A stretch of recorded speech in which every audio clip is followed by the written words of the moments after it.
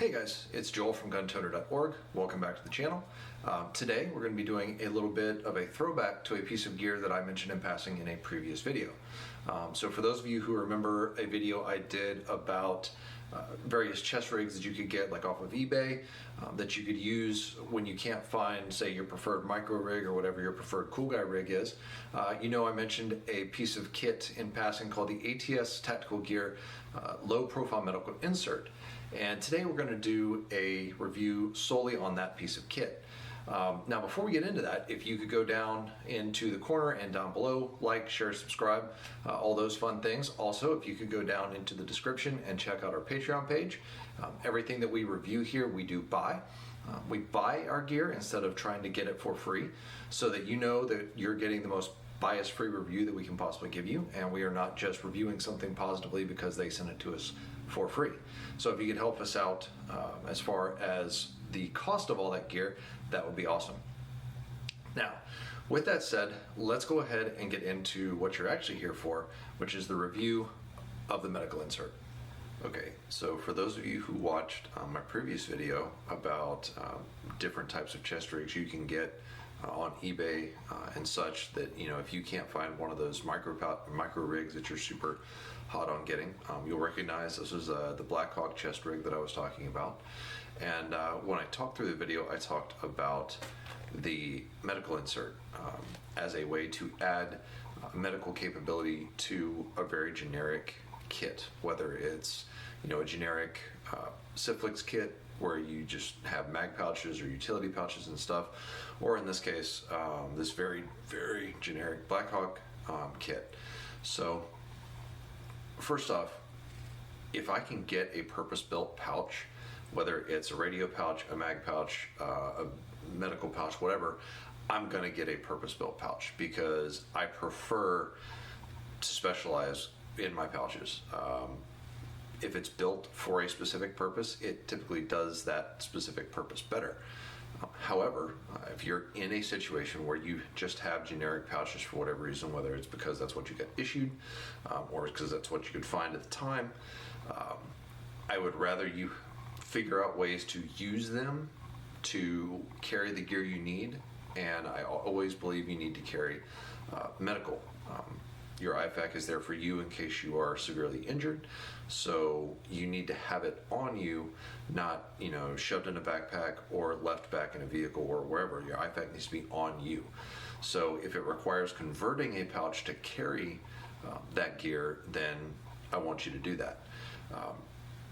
Also, why do you need like an organizer or an insert? Why can't you just shove all your medical stuff in a pouch? Again, your IFAK is there for when you were severely injured. When you were severely injured, the last thing you want to be doing is opening up a pouch and looking down in there and being like, do I need this? Nope, that's not what I need. Do I need this? Nope, that's not what I need. Digging through a pouch for the right piece of gear because you've just got everything shoved in there is not a good plan when your life is on the line and you're trying to reach for your IFAK. So that's kind of why I looked into this whole idea of an insert to convert a pouch. The insert helps keep your pouch organized, your supplies organized, so that when you are under extreme stress and you're basically in danger of dying, you can get to the gear you need. So with that said,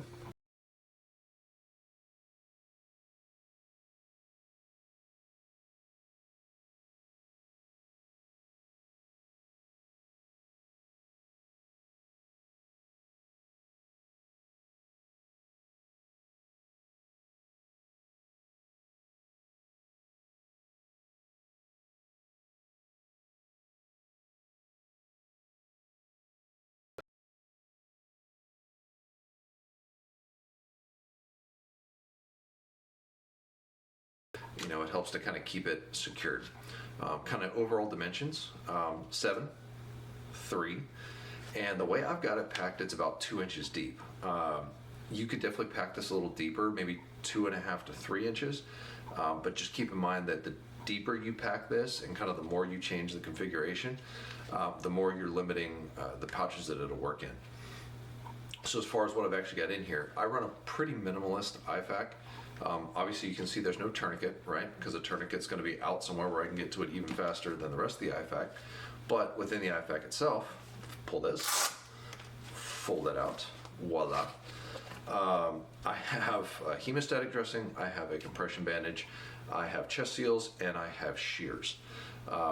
These are medical specific shears, right? Like I only intend these shears for medical. I don't intend to use these shears to like cut flex cuffs or anything like that. So that's why they're in with the medical.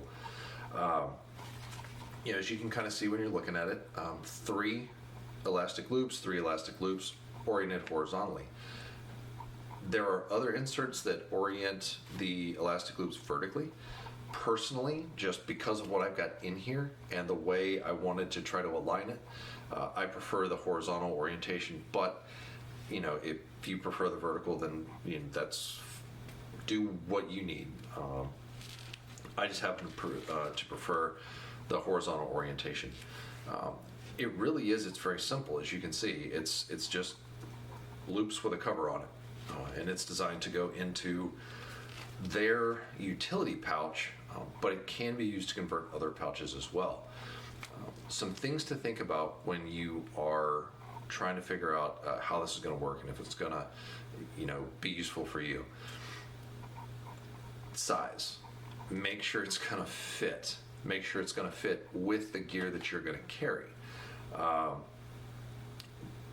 The last thing you want is to shove this thing full of stuff, jam it in a pouch so it's so super tight you can't get it out. Because again, medical, death and dying, need to get to it fast.